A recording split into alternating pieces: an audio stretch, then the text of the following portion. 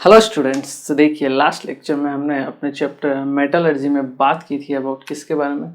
हमने देखा था कि कौन कौन से मेथड हैं या आपके प्रोसेस हैं जिसके ज़रिए हम किसी भी मेटल ऑक्साइड का रिडक्शन कर सकते हैं आपके किस में, मेटल में। उसमें सबसे पहले हमने देखा था रिडक्शन बाय कॉपर, ठीक है, जो कि बहुत सारे मेटल्स के लिए हम काम में लेते हैं। क्यों? क्योंकि कॉपर जो आपका कार्बन जो होता है, रिडक्शन बाय कार्बन, कार्बन जो होता है आपका एक चीप सोर्स होता है, इजी अवेलेबल होता है, ठीक है, सस्ता होता है, इसलिए हम इसे काम में लेते हैं, ठीक है।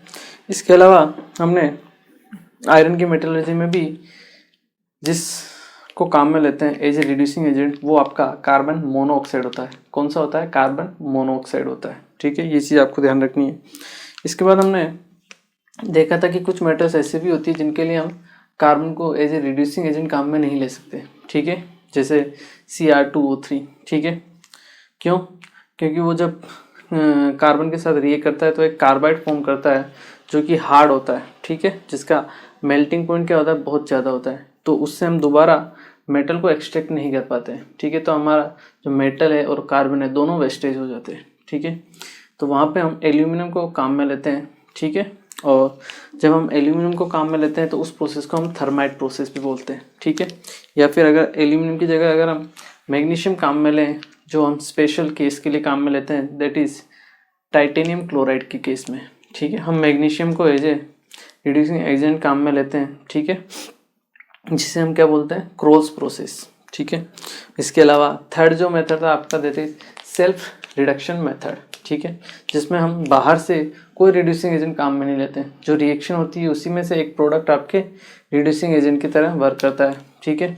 जिंक आपके कॉपर हो गया, लेड हो गया, Hg हो गया, ऐसे मेटल्स के लिए हम इस टाइप के जो मेथड होते हैं उनको काम में लेते हैं, ठीक है। और फोर्थ आपका इलेक्ट्रोलाइटिक मेथड था, ठीक है, जिसमें हम क्या कर सकते हैं? इलेक्ट्रिसिटी के जरिए आपके इलेक्ट्रोलिसिस करते हैं जो भी आपकी मोल्टन मेटल होती है उसका, ठीक है। जैसे NaCl हो तो कैथोड पे आपको सोडियम मिल जाएगा और एनोड पे आपके Cl2 गैस मिल जाएगी, ठीक है। तो ये आपके डिफरेंट टाइप के रिडक्शन के मेथड थे, ठीक है। आज हम पढ़ेंगे वहीं से आगे, और आज हम पढ़ेंगे फिफ्थ स्टेप, ठीक है। यहाँ से जो हमें मेटल मिलती है वो आपकी प्योर फॉर्म में नहीं रहती, उसमें अभी भी बहुत सारी इम्प्यूरिटीज़ प्रेजेंट रहती है। तो उन इम्प्यूरिटीज़ को दूर करने के लिए हम लास्ट फिफ्थ प्रोसेस पढ़ते हैं, दैट इज़ रिफाइनिंग, या फिर आप इसे प्यूरिफिकेशन ऑफ मेटल भी बोल सकते हो, ठीक है। तो फिफ्थ स्टेप है अपना, दैट इज़ रिफाइनिंग या फिर प्यूरिफिकेशन ऑफ मेटल, ठीक है। इसमें भी हम अलग अलग डिफरेंट टाइप के मेथड्स पढ़ेंगे, ठीक है। फिफ्थ स्टेप है दैट इज प्यूरिफिकेशन या फिर रिफाइनिंग ऑफ मेटल, ठीक है। तो देखिए, इसमें फर्स्ट जो हम मेथड पढ़ते हैं दैट इज लिक्वेशन। क्या पढ़ते हैं हम? लिक्वेशन।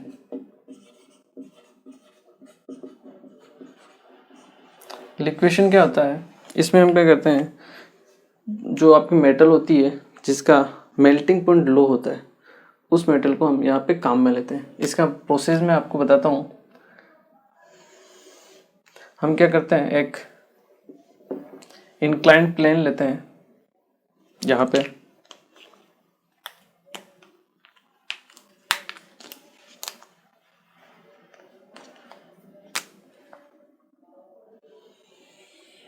इस टाइप का, ठीक है। यहाँ पे हम रखते हैं अपना मेटल का जो ब्लॉक है उसको,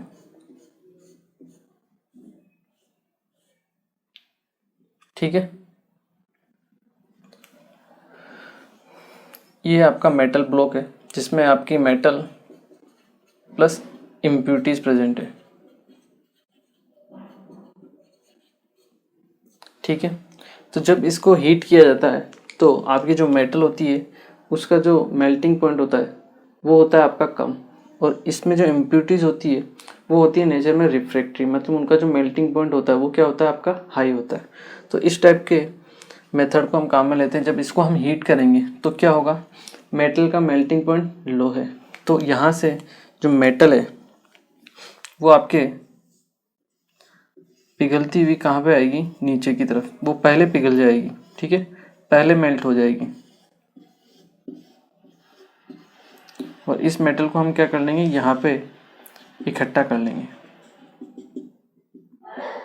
ठीक है, तो ये आपका मेथड होता है, ये आपकी मोल्टन मेटल।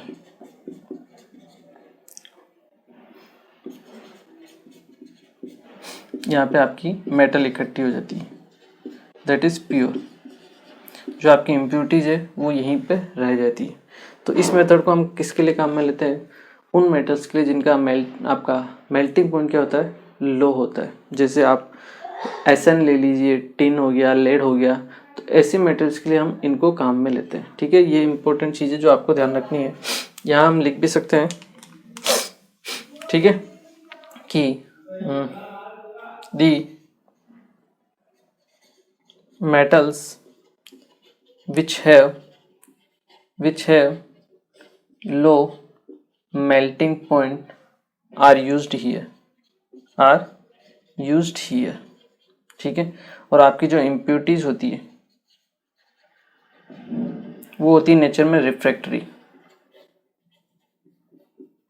मतलब उनका जो मेल्टिंग पॉइंट होता है वो क्या होता है, आपका हाई होता है, हाई मेल्टिंग पॉइंट। ठीक है, जैसे आप ले लीजिए टिन हो गया, लेड हो गया, इन मेटल्स को हम यहाँ पे काम में लेते हैं। ठीक है, चलिए ये तो है अपना फर्स्ट मेथड।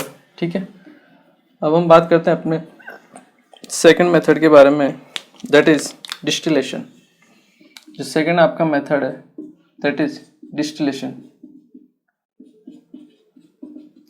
डिस्टिलेशन आप सभी को पता होगा क्या होता है, हमने जूनियर क्लासेस में पढ़ा हुआ होता है कि डिस्टिलेशन हम कब काम में लेते हैं, जब आपके दो लिक्विड्स जिनका बॉइलिंग पॉइंट क्या हो डिफरेंट होता है, तो अगर हमें उनको सेपरेट करना हो तब हम डिस्टिलेशन प्रोसेस को काम में लेते हैं। सेम उसी तरीके से जब आपके मेटल और इम्प्योरिटीज का बॉइलिंग पॉइंट डिफरेंट होता है तब हम उन्हें सेपरेट करने के लिए डिस्टिलेशन प्रोसेस को काम में लेते हैं। ठीक है, the method is used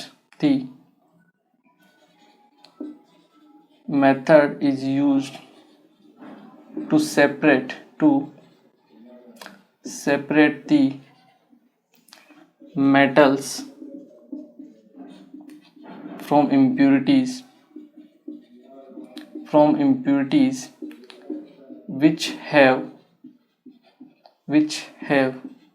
low boiling point, जिनका बॉइलिंग पॉइंट कम होता है। जैसे आप ले लीजिए इसमें जिंक, कैडमियम, Hg, ये जो मेटल्स होती है इनको सेपरेट करने के लिए हम डिस्टिलेशन मेथड को काम में लेते हैं। इसमें सिंपल सा मेथड होता है, ये आपका एक चेम्बर होता है, ठीक है, या फिर एक कंटेनर ले लीजिए जहाँ पे हम आपका मेटल्स को लेते हैं। ठीक है, मेटल होती है, इसको हम हीट करते हैं तो ये आपकी मेटल जो होती है ये आपकी लिक्विड फॉर्म में कन्वर्ट होती है। ठीक है, जब हम इसको हीट करते हैं, इसको जब हीट किया जाता है तो ये मेटल है आपकी, जिसमें आपकी मेटल प्लस इम्प्योरिटीज़ प्रेजेंट है, मेटल प्लस इम्प्योरिटीज़।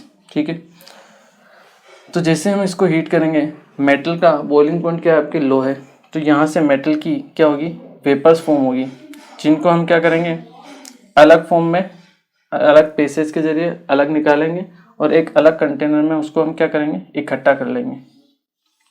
और इस कंटेनर में जो आपकी मेटल इकट्ठा होगी वो होगी आपकी pure metal.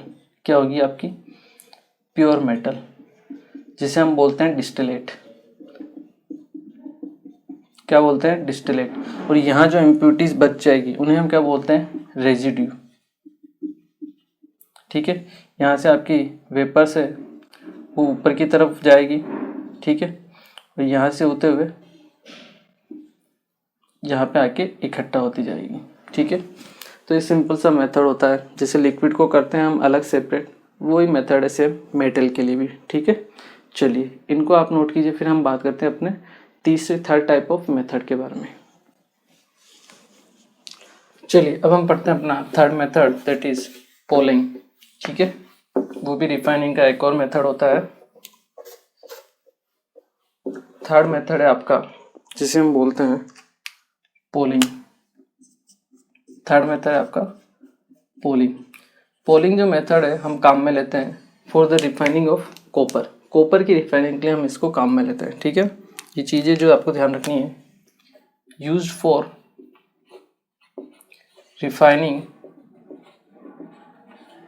Of copper, copper की रिफाइनिंग के लिए हम इसे काम में लेते हैं। ठीक है, इसमें होता क्या है, आप सिंपली जो ग्रीन वुड होती है, फ्रेश जो ग्रीन वुड होती है, उसको आप पीसेस में काट देते हो और उसको उस मोल्टन मेटल के कंटेनर में डाल देते हो। ठीक है, उससे क्या होता है, जो आपकी लकड़ी होती है ग्रीन वुड, उसमें जो आपकी फ्रेश होती है एकदम, ठीक है, उसमें से हाइड्रोकार्बन्स प्रेजेंट होते हैं। वो hydrocarbons as a reducing agent की तरह वर्क करते हैं उस मोल्टन मेटल के लिए, आपके जैसे कॉपर के लिए। तो उसमें से वो क्या करेंगे, रिड्यूसिंग एजेंट की तरह वर्क करेंगे और कॉपर ऑक्साइड को किस में कन्वर्ट कर देंगे, कॉपर में। ठीक है, मेथड होता है ये, इजी सा मेथड है, इसमें कोई टिपिकल वाली बात नहीं है। ठीक है ना, तो हम लिख सकते हैं freshly cut green would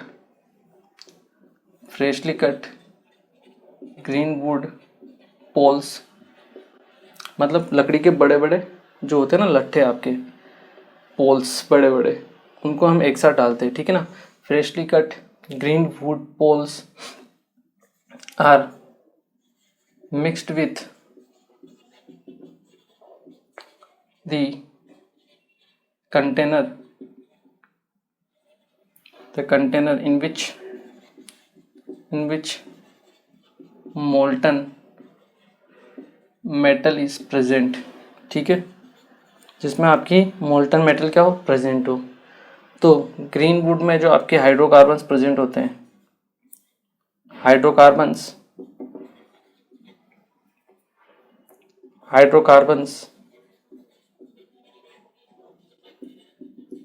which are present in wood act as a reducing agent।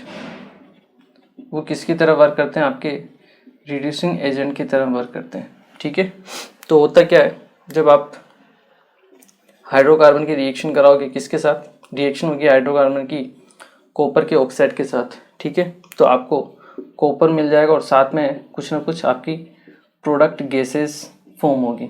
जैसे अगर हम मीथेन गैस को लेते हैं, ठीक है, हाइड्रोकार्बन के फॉर्म में, तो Cu2O से आपकी रिएक्शन करके आपको Cu प्लस साथ में H2O प्लस CO2 फॉर्म हो जाएगा।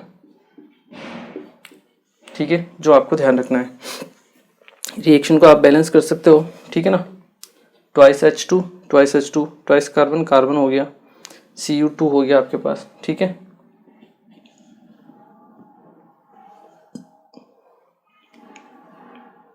यहाँ पे ऑक्सीजन को 4 ले लीजिए आप। ठीक है, कॉपर हो गया आपका 8। ठीक है, तो रिएक्शन बैलेंस हो जाएगी, उसकी कोई दिक्कत नहीं है। ये सिंपल सा मेथड होता है पोलिंग के लिए, जिसे हम किसके लिए काम में लेते हैं, कॉपर के लिए, कॉपर की रिफाइनिंग के लिए। ठीक है, चलिए इसे नोट कीजिए, फिर हम फोर्थ रिएक्शन के बारे में बात करते हैं। चलिए अब हम बात करते हैं फोर्थ स्टेप के बारे में, या आपका फोर्थ जो मेथड होता है उसके बारे में बात करते हैं। ठीक है, सब सिंपल से आपके छोटे छोटे से मेथड हैं, 5-5 मिनट के, इनमें कोई बड़ी प्रोसेस नहीं है। ठीक है ना, फोर्थ प्रोसेस है दैट इज, जिसे हम बोलते हैं आपका पायरोमेटलर्जिकल ऑक्सीडेशन रिफाइनिंग। ठीक है, पायरो का मतलब क्या होता है, हीट, पायरो मतलब होता है हीट। इसमें हम क्या करते हैं, हीट के जरिए ऑक्सीडेशन करते हैं, किसका, इम्प्योरिटीज का। ठीक है, ये चीज आपको ध्यान रखनी है। An air blast and hot air is blast, या फिर hot air is blast through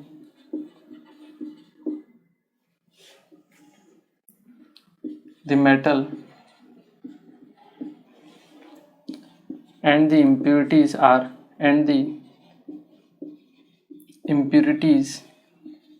are oxidized through it. ठीक है, ये आपके दो टाइप का होता है। फर्स्ट होता है आपका क्यूपिलेशन और सेकंड होता है आपका बेसेमराइजेशन।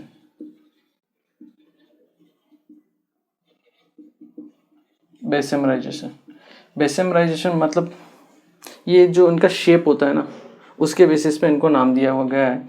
जैसे क्यूपिलेशन होता है आपका इस शेप का रहेगा। ठीक है, यहाँ पे क्या रहेगा, जो आपकी मेटल रहेगी वो लिक्विड फॉर्म में इस तरफ रहेगी। ठीक है, और यहाँ से आपके हॉट एयर को हम फ्लो करेंगे। ठीक है, आपकी हॉट एयर फ्लो होगी इसके सरफेस के ऊपर से, तो होगा क्या, जैसे इसके सरफेस के कांटेक्ट में आएगी हॉट एयर, यहाँ जो इम्प्योरिटीज प्रेजेंट होगी वो रिएक्शन करेगी।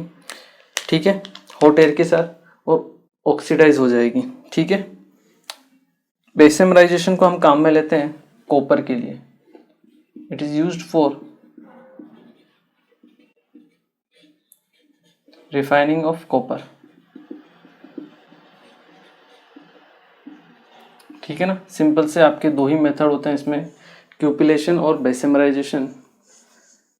शेप के हिसाब से इसको हम क्या कर सकते हैं, डिस्ट्रीब्यूट या अलग अलग कर सकते हैं। ठीक है, इम्प्यूरिटीज जो होती है वो रिमूव हो जाती है। जैसे मान लो लेड की इम्प्यूरिटीज हो पीबी, तो ये O2 से रिएक्शन करके PbO फॉर्म कर लेगा।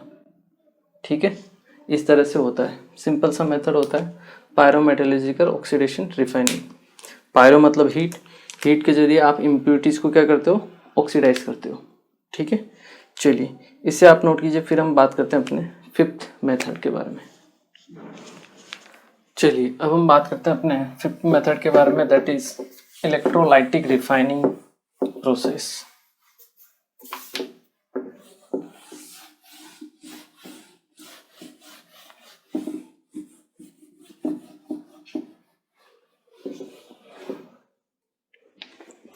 Fifth process, that is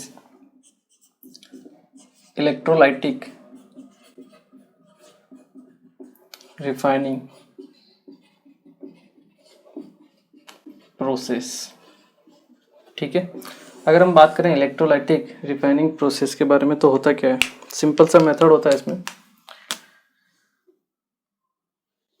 हम क्या इलेक्ट्रोलिसिस करते हैं। ठीक है, कंटेनर लेते हैं आपका। ठीक है, आपके इसमें दो इलेक्ट्रोड फिल करते हैं।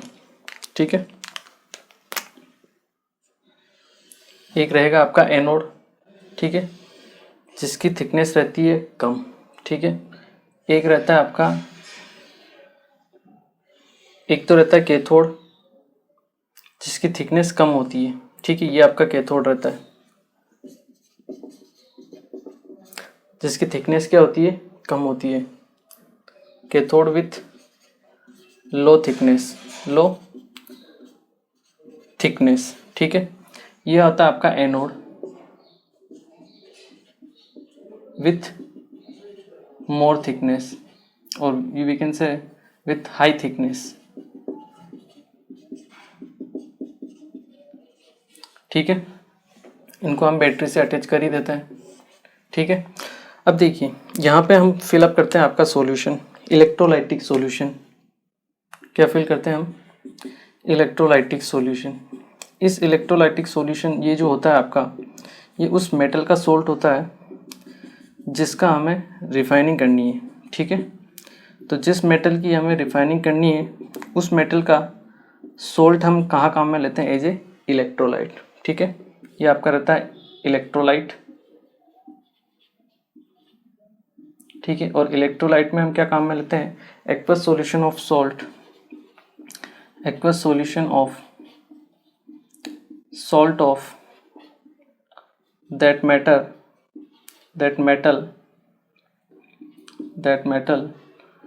whose refining is carried out, जिसकी हमें रिफाइनिंग करनी है उसका सोल्ट हमें काम में लेते हैं। ये जो मेथड हम काम में लेते हैं जनरली आपके लिए कॉपर ले लीजिए, एल्यूमिनियम, जिंक, इन टाइप की मेटल्स के लिए हम काम में लेते हैं। ठीक है, जैसे मान लो आपको कॉपर की क्या करनी है, रिफाइनिंग करनी है, तो यहाँ पे आप कॉपर सल्फेट का सॉल्यूशन लोगे, किसका, कॉपर सल्फेट का, तो Cu2+ की फॉर्म में रहेगा, SO4 आपके 2- के फॉर्म में रहेगा, ठीक है। तो होगा कि आपके कॉपर से इलेक्ट्रॉन, कॉपर सल्फेट का हम सॉल्यूशन लेते हैं CuSO4, ठीक है। ये आपके एनोड है, ये आपके कैथोड है, ठीक है। तो रिएक्शन कैसे होती है देखिए, एक तो होगी कैथोड पर हमेशा क्या होता है, रिडक्शन। तो जब आपके कैथोड पर रिएक्शन होता है, अगर हम बात करें कैथोड पर, ये भी आपका कॉपर ही रहेगा, पर ये क्या है आपका इम्प्योर रहेगा, इम्प्योर कॉपर, ठीक है। जबकि ये रहेगा आपके लिए प्योर कॉपर, ठीक है। तो होगा क्या देखिए, कैथोड पर होता है आपका रिडक्शन, ठीक है। सॉल्यूशन से आपके Cu2+ आयन जो है, Cu2+ आयन वो 2 इलेक्ट्रॉन एक्सेप्ट करेंगे, ठीक है। और कॉपर की फॉर्म में कहाँ डिपॉजिट हो जाएंगे, यहाँ पे Cu2+ प्रेजेंट रहेंगे। ये Cu2+ आपके कैथोड पे जाके इकट्ठा हो जाएंगे, ठीक है। वहीं अगर हम एनोड की बात करें, अब देखिए सॉल्यूशन से Cu2+ निकल रहे हैं, इसका मतलब Cu2+ की डेफिशिएंसी हो रही है सॉल्यूशन में। तो ये कमी कहाँ से पूरी होगी, यहाँ से, एनोड से, क्योंकि एनोड भी आपका कॉपर का है।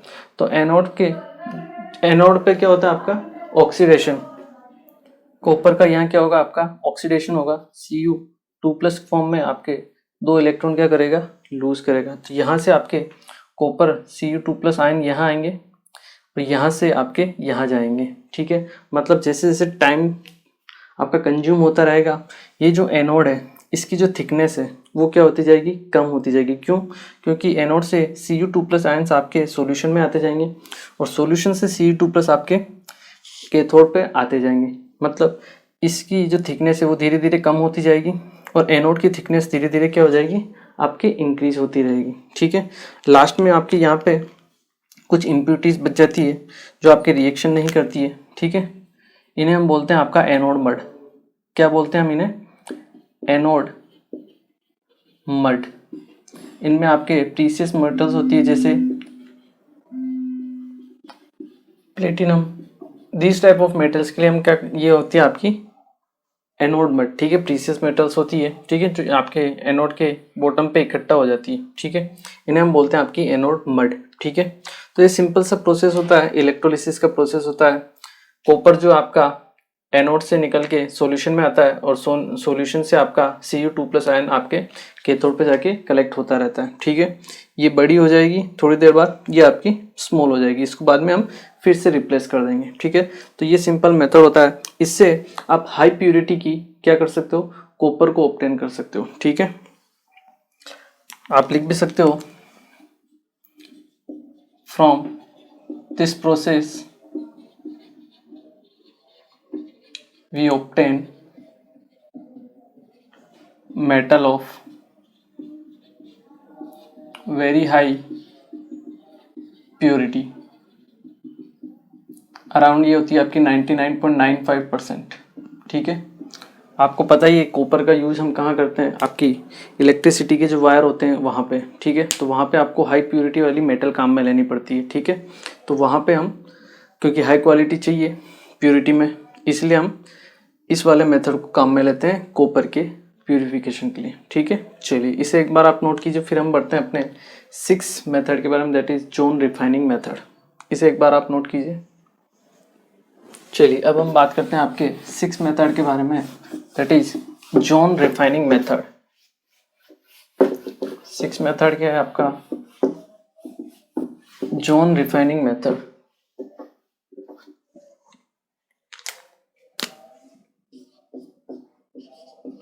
Zone refining method, zone refining method, ठीक है। इसमें क्या होता है, अगर हम बात करें तो आपकी जो सेमीकंडक्टर मेटल्स होती है, ठीक है, जो मेटल होती हैं उनको हम प्यूरिफाई करने के लिए या ऑब्टेन करने के लिए हम इस मेथड को काम में लेते हैं, ठीक है। For purification of semiconductor metals,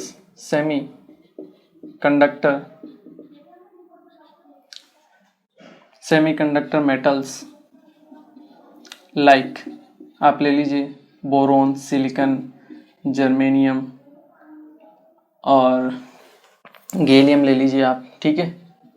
इनके लिए हम क्या काम में लेते हैं, या फिर आपकी इंडियम हो गई, जो आपके मेटलॉइड्स हैं कुल मिला के जो सेमीकंडक्टर बनाने के काम में आते हैं, ठीक है। उनके प्यूरिफिकेशन के हम इसको काम में लेते हैं, ठीक है। इसका प्रिंसिपल क्या होता है इस मेथड का प्रिंसिपल ये होता है कि जो आपकी इम्प्योरिटीज़ होती है वो लिक्विड स्टेट में मोर सोल्यूबल होती है as compare to solid state, ठीक है। उसे हम अभी देखते हैं। प्रिंसिपल क्या है, the impurities are more soluble in liquid state as compared to solid state, ठीक है। जो आपकी इम्प्यूरिटीज होती है वो लिक्विड स्टेट में ज़्यादा सोल्यूबल होती है। जैसे मान लो ये आपके पास ब्लॉक है, ठीक है। इसमें हाफ पोर्शन मान लो आपका ये सॉलिड पोर्शन है, कौन सा है, सॉलिड, ठीक है। और ये है आपका लिक्विड वाला पोर्शन है। तो इम्प्यूरिटीज जो होगी आपकी वो आपकी इस वाले पोर्शन में, लिक्विड वाले पोर्शन में क्या होगी, ज़्यादा सोल्यूबल होगी। इसी बेस के मतलब इसी कॉन्सेप्ट को यूज़ करके इस मेथड को ऑब्टेन किया गया है, ठीक है। तो इस मेथड में हम क्या काम में लेते हैं, इसमें हम एक रोड लेते हैं जिसका अपने को प्यूरिफिकेशन करना है जिस मेटल के लिए, ठीक है। जैसे मान लो ये आपकी इम्प्योर मेटल की रोड है, ठीक है, जिसे अपने को प्यूरिफाई करना है, ठीक है। तो यहाँ पे हम क्या करते हैं, एक मूवेबल हीटर लगाते हैं। क्या लगाते हैं हम, एक मूवेबल हीटर। ये होता है आपका मूवेबल हीटर,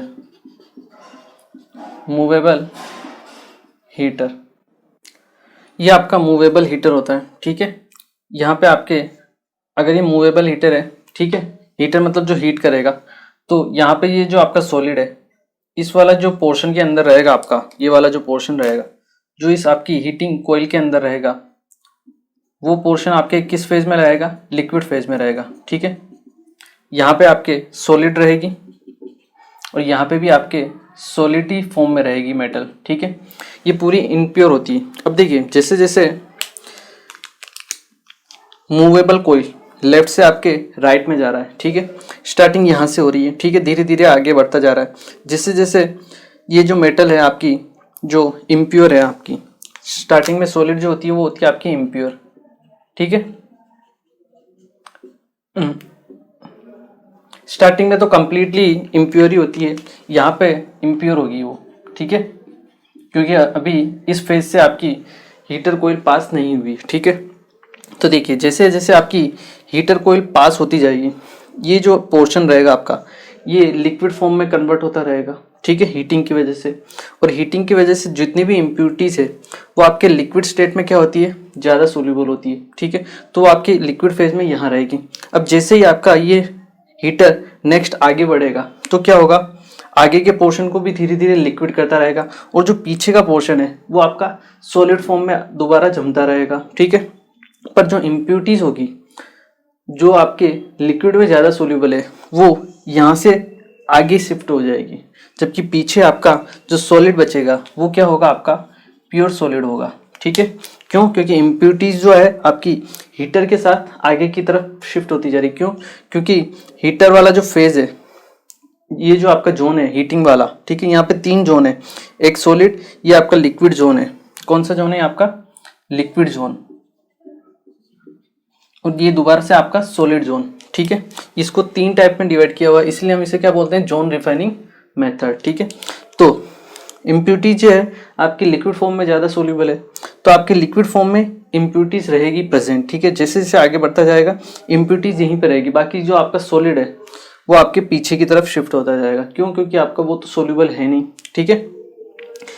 जो आपका मेन ओर है, ठीक है, जो आपका मेटल है वो तो आपका इसमें सोल्यूबल नहीं है, इम्प्यूरिटीज है, तो इम्प्यूरिटीज में साथ साथ धीरे धीरे आगे बढ़ती जाएगी और यहाँ तक आते आते फिर क्या होगा, आपके एंड में जो हीटर कोयल है वो किसको रिमूव कर देगा, आपकी पूरी की पूरी इम्प्यूरिटीज को रिमूव कर देगा, और जो बाकी बचा हुआ पोर्शन रहेगा वो क्या रहेगा, प्योर सॉलिड रहेगा। ठीक है, तो इस प्रोसेस को क्या हम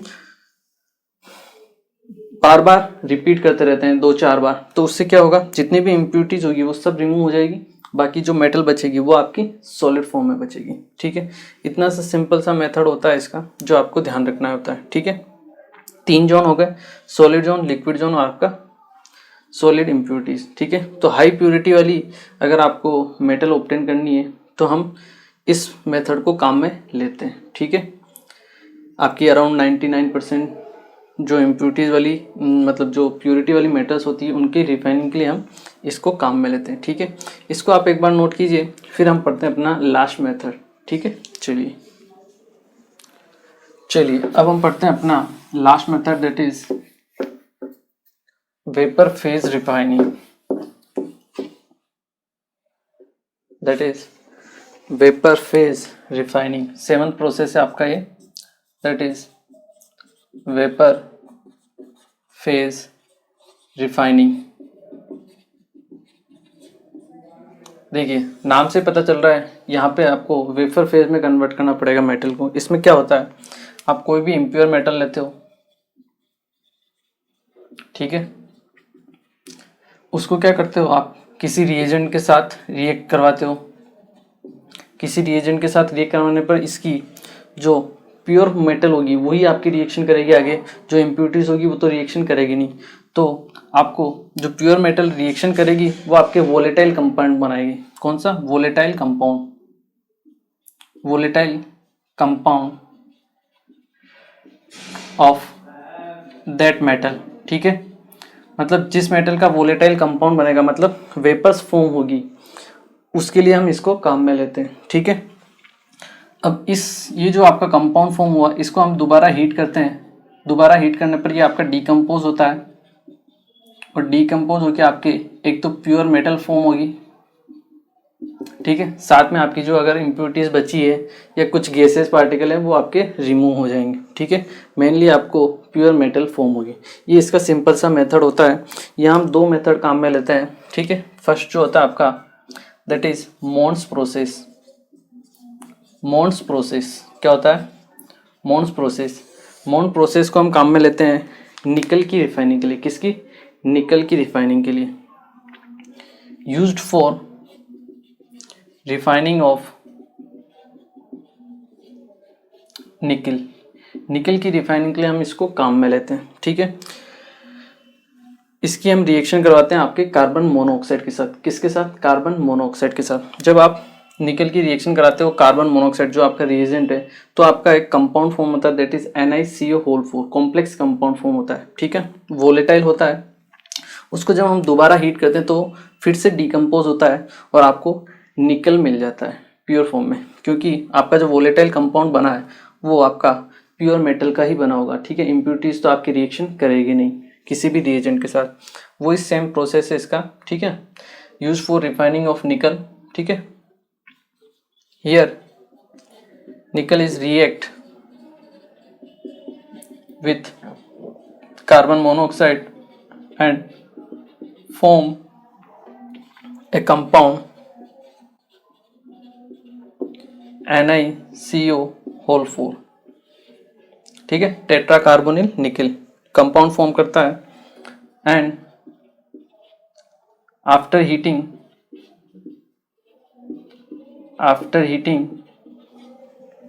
this volatile compound we obtain pure निकल। हमें प्योर निकल फॉर्म होता है। कैसे, देखिए, निकल की आप रिएक्शन कराते हो CO के साथ तो आपको NiCO4 कॉम्प्लेक्स कंपाउंड फॉर्म होता है। इस कॉम्प्लेक्स कंपाउंड की जो ये वेपर फेज में होता है। ठीक है, इसकी जब हम मतलब ये वोलेटाइल होता है, इसकी हम वेपर्स फॉर्म कर सकते हैं। ठीक है ना, इसको जब हम दोबारा हीट करते हैं तो ये आपका डिकम्पोज होता है फिर से आपके निकल प्लस कार्बन मोनोऑक्साइड में। ठीक है, ये आपका इम्प्योर होता है। क्या होता है, इम्प्योर निकल, जबकि ये आपका क्या हो जाता है, प्योर निकल होता है। क्यों? क्योंकि जो निकल होगा प्योर, वही आपकी CO के साथ रिएक्शन करेगा और कंपाउंड फॉर्म करेगा, इम्प्योरिटीज आपकी रिएक्शन नहीं करेगी। ठीक है, तो ये कंपाउंड फॉर्म हुआ, इसको दोबारा ऐड करने पे आपको प्योर निकल मिल जाता है। ठीक है, तो ये एक आपका फर्स्ट स्टेप है जो इम्पोर्टेंट है, जो आपको ध्यान रखना है। ठीक है, यहाँ अगर हम सेकंड मेथड देखें, दैट इज वैन आर्कल मेथड। ठीक है, इस मेथड को हम काम में लेते हैं। This is method is used for आपका टाइटेनियम, जर्कोनियम ले लीजिए आप, हाफनियम, इनके लिए हम इनको काम में लेते हैं। ठीक है, जैसे आप रिएक्शन करवा दीजिए जर्कोनियम की, यहाँ पे आप क्या करते हैं, जर्कोनियम की रिएक्शन करवाते हैं I2 के साथ। ठीक है, तो ये आपका एक वोलेटाइल कंपाउंड फॉर्म करता है, दैट इज ZrI4, ये आपका होता है वोलेटाइल। ठीक है, इस ZrI4 को जब हम दोबारा हीट करते हैं तो ये फिर से आपका डिकम्पोज होता है Zr+2I2 में, ये आपका फिर से प्योर फॉर्म में जिरकोनियम मिल जाता है, ये आपका इम्प्योर फॉर्म में रहता है। ठीक है, तो दो मेथड है। यहाँ पे जो हम हीट करते हैं अराउंड 1400 केल्विन का टेम्परेचर रखते हैं, हाई टेम्परेचर रखते हैं। इलेक्ट्रिक आर्क को हम यूज पे यहाँ काम में लेते हैं, इलेक्ट्रिक आर्क। ठीक है, इसलिए हम इसे क्या बोलते हैं, वैन आर्कल मेथड। ठीक है, सिंपल सा प्रोसेस है, टाइटेनियम, जर्कोनियम और हाफनियम, इनके लिए हम इसको काम में लेते हैं। ठीक है, और रिएक्शन करवा दीजिए, जिरकोनियम ले लीजिए या हाफनियम ले लीजिए, टाइटेनियम ले लीजिए, I2 के साथ रिएक्शन कराएंगे, आपका कंपाउंड फॉर्म होगा जो कि वोलेटाइल होगा। ठीक है, उसको जब आप हीट करोगे इलेक्ट्रिक आर्क के जरिए तो आपके प्योर जिरकोनियम और साथ में आपके I2 लिबरेट हो जाएगी। ठीक है, तो ये आपके टोटल 7 टाइप के मेथड्स हैं। ठीक है, तो चलिए आप इन सबको आराम से नोट कीजिए। ठीक है, और टोटल आपके 7 टाइप ऑफ मेथड्स होते हैं। ठीक है, एक बार आप इनको नोट कीजिए। ओके, तो चलिए देखिए, आज के लेक्चर में हमने बेसिकली बात की किसके, रिफाइनिंग के जो मेथड्स होते हैं 7 टाइप के डिफरेंट, उन सब के बारे में हमने बात की है। ठीक है, तो यहाँ पे हमने क्या कर लिया है, 5 स्टेप्स को कंप्लीट कर लिया। कॉन्सेंट्रेशन ऑफ ओर हो गया अपना, conversion of ore into oxide हो गया, फिर आपका रिडक्शन ऑफ ऑक्साइड हो गया, और लास्ट में फाइनल आपका रिफाइनिंग हो गई। ठीक है, तो अपने जितने भी मेजर स्टेप्स थे वो हमने कंप्लीट कर लिए। अब हम क्या करेंगे, नेक्स्ट लेक्चर से इंडिविजुअल मेटल लेंगे। ठीक है, और इंडिविजुअल मेटल के लिए हम मेटलर्जी को बात करेंगे। ठीक है, चलिए तो फिर मिलते हैं अपने next lecture. Thank you very much.